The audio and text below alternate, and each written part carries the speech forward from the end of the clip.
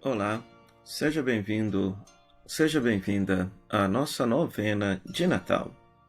Em nome do Pai, do Filho e do Espírito Santo. Amém. Deus, em sua graça, nos reúne para celebrarmos essa novena de Natal. A cada ano, o Senhor reacende em nós a esperança da salvação, alimenta nossa confiança nele e deseja que o acolhamos com alegria. Hoje sabereis que o Senhor vem e nos salva. Amanhã vereis a sua glória. Aproveitemos essa oportunidade de esperarmos pelo Senhor, em família, em comunidade, com o mundo inteiro, nossa casa comum. Vinde, Espírito Santo, enchei os corações dos vossos fiéis e acendei neles o fogo do vosso amor. Enviai o vosso Espírito e tudo será criado e renovareis a face da terra.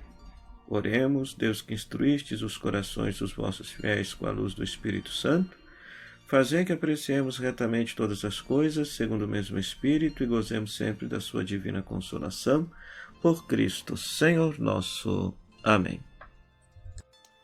Neste quarto dia de nossa novena de Natal, nós queremos ouvir a palavra de Deus. Hoje vamos rezar o Cântico de Maria, a Virgem da qual nasceu o Salvador. Nela a história da salvação se cumpre desde as origens. As promessas feitas a Abraão e nossos pais alcançam cumprimento pelo sim amoroso da jovem de Nazaré. Agora novas relações são estabelecidas. Deus se lembra daqueles que não tinham vez e nem lugar, começando por Maria e chegando até nós por meio da fé.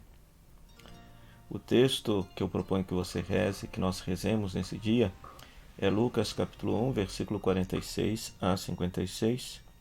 Lucas, capítulo 1, versículo 46 a 56. Conforme tenho dito, nós não leremos o texto aqui nesse momento. Você é convidado a tomar a sua Bíblia, abrir a palavra de Deus, dar uma pausa nessa reflexão, ler o texto, para que ele possa inspirar a sua oração. O que eu chamo a atenção deste cântico do Magnífica é que ele se trata de uma compilação de inúmeros versículos do Antigo Testamento, dos Salmos, Provérbios. É um cântico inspirado, por exemplo, em 1 Samuel capítulo 2, o cântico de Ana, que, da mesma forma como Maria era uma mulher humilhada, que era estéril e que Deus lhe concedeu a graça de ter um filho, que foi o profeta Samuel. Aqui no caso, nós temos uma outra mulher, Maria, através do qual, através de um gesto miraculoso de Deus, haverá de fazer nascer o Salvador, o Filho de Deus, o Messias de Israel. E outro detalhe que chama a atenção neste texto é justamente tudo aquilo que é cantado expressando, por exemplo, que Deus se lembra da misericórdia, que Deus intervém a favor do seu povo, que Deus, ao atuar na história humana, ele faz uma inversão, uma revolução social. Uma revolução social. Não espante com isso. É dito no texto, né? Deus derruba do trono os poderosos, eleva os humildes, sacia de bens os famintos e despede os ricos de mãos vazias. Ou seja, quando o reino de Deus acontece na história, e é para acontecer na história, aqueles que oprimem são derrubados dos tronos dos seus poderes opressores, e aqueles que são humilhados e oprimidos têm vez, têm voz, têm lugar e têm dignidade.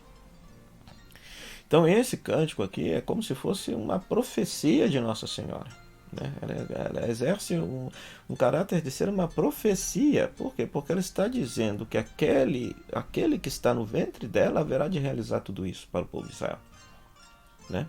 O Evangelho de Lucas, muito mais do que os outros evangelhos, traz uma conotação social do Evangelho. O Evangelho tem uma conotação social. O Evangelho não tem uma preocupação só espiritual ou com o interior das pessoas. Não, o Evangelho também tem uma preocupação social, né? Por isso que quando Jesus nasce, por exemplo, no Evangelho de Lucas, e os anjos manifestam o nascimento do Salvador, é dito que é uma boa notícia para os pastores, para os pobres. O nascimento de Jesus é motivo de alegria para os pobres. Vai ter um montão de gente que vai ficar triste, chateado, com raiva com o nascimento de Jesus. Jesus seria uma pedra de sapato na vida de um montão de gente. Aqueles que o perseguiram, aqueles que deram cabo da vida dele. né?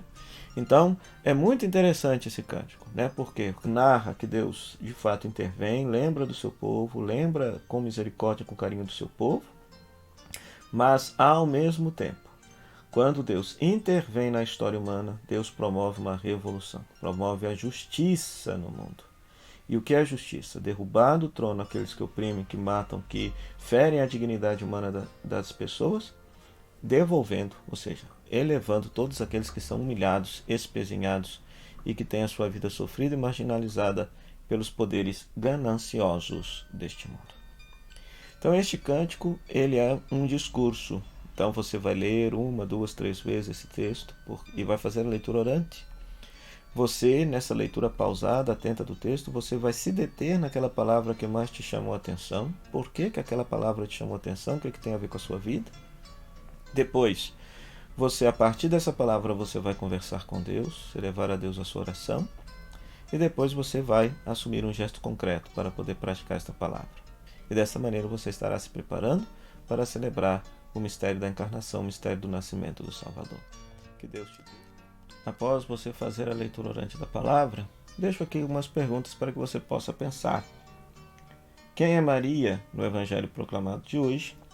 Quais as situações apresentadas no texto que não agradam a Deus e que por isso são desfeitas por Ele? E o que este canto de Maria tem a ver com o Natal de Jesus? Que Deus te abençoe e te conceda perseverar nesse exercício espiritual de preparação para o nascimento do Salvador. Em nome do Pai, do Filho e do Espírito Santo. Amém.